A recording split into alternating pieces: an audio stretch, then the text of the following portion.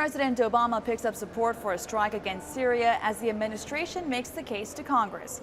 I'm Ko-Im on Capitol Hill. That story coming up. The White House says the two leaders haven't been seeing eye to eye on a range of issues from Syria to human rights, and this wasn't the right time for a meeting. It's day 4 of the government shutdown. Lawmakers don't sound any closer to a deal. But is the officer there, and what do we know about his condition? Well, we know that the officer is here. He was taken here by helicopter. Now, what we were told is that his injuries are non-life threatening. Good news is everyone got out of this building on Piney Branch Road. Sky 9 was over the scene when crews got here about 4 o'clock this afternoon. As Derek mentioned, there was a car and a tree. The tree won. Take a look at this. The alleged attackers say they specifically targeted non-Muslims. Some U.S. lawmakers are saying that we need to ramp up counterterrorism efforts. Back to you, Devante. Our Ko-Im joins us live from the Navy Yard. And you talked to some workers and other businesses in that area. I bet they have a lot to say.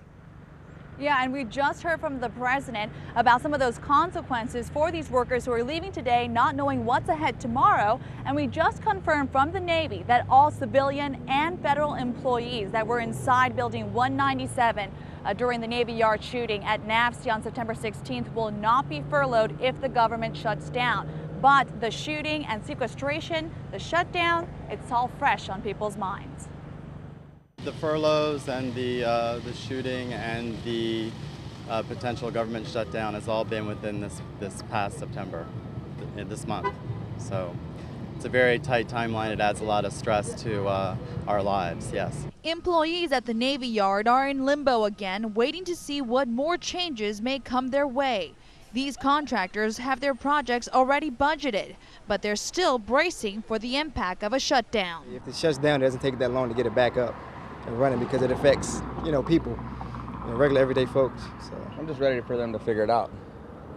They can get all political about it, but everyone else is going to be affected except for them. So while many Americans here are worried about their next paycheck, members of Congress will still get paid even if there is a government shutdown. We're looking to 800,000 to 1 million workers will be impacted by them not passing this continuing resolution. The National Vice President of the American Federation of Government Employees estimates almost half of all federal employees in D.C., around the nation, and the world will be affected.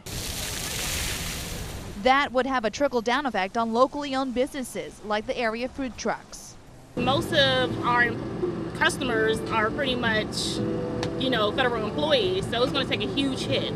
As for Steve Nowicki, he's waiting to hear if he's deemed essential or not. He has this message for lawmakers in political gridlock just a few blocks away. I hope that we can make a swift decision so that we can move on and do the jobs that we need to do and accomplish the mission that, for us specifically, the Navy needs to do.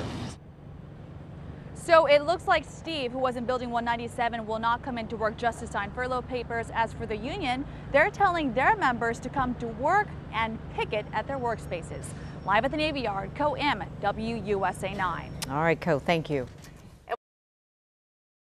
Well, all this madness happened on day 3 of the government shutdown. Capitol Hill was locked down for about 30 minutes. The House was quick to reconvene and applaud the officers who stopped that crazed suspect. But the question still remains, when are we going to see an end to all this stuff? Well, our Ko-Im reports. The House will stand in recess, subject to the call of the chair. From government shutdown to Capitol lockdown, both houses broke from the political stalemate after chaos broke out this afternoon outside the Hill. This furloughed worker from Silver Spring has been caught in the middle of both the action. The pop, pop, pop was, even though I don't hear gunfire a lot, fortunately, that was, very recognizable. And inaction. House Republicans passed bills to fund national parks and NIH. While we work out our differences here in Washington, children should not be denied the treatment. But the White House calls the picking and choosing game playing. In Rockville today, the president blamed the Tea Party. Well, they got exactly what they want. Now they're trying to figure out how to get out of it. House Republicans have scheduled a vote to give furloughed federal workers back pay if and when the government reopens. One sign of the metro area's representatives reaching across the aisle, veteran Democrats Jim Moran of Virginia and Steny Hoyer of Maryland, as well as Republican Frank Wolf of Virginia, sponsored that bill. But federal workers still on the job will not get paychecks until the shutdown is over. That includes the officer who rescued this baby girl who witnessed the car chase from the back seat of the suspect's car, and the Capitol Hill officer who was injured while responding to the incident. My thoughts are with him for a speedy recovery. The vote on the Federal Employee Retroactive Pay Fairness Act for others on furlough, the non-essential employees, could come Friday or over the weekend. The House meets at 10 and starts legislative business at noon. Co-Im, WUSA 9. I intend to speak in support of defunding Obamacare until I am no longer able to stand. Senator Cruz wants his colleagues to support the House bill to defund the Affordable Care Act while trying to delay Senate Democrats from making changes to the bill that allows the health care law to go forward. When you have a law that is causing more and more people to lose their health insurance, you have a law that's not working. Cruz called the Health Care Act a job killer that's expensive and bad for business.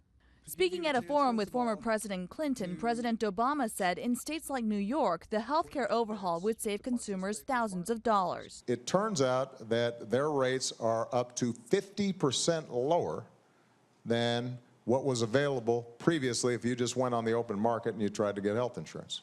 Senator Cruz had plenty to say about the president's health care plan, but with plenty of time to fill, he also took a break from Capitol Hill politics and read a bedtime story to his daughters. Do you like green eggs and ham? I do not like them, Sam I am. I do not like green eggs and ham.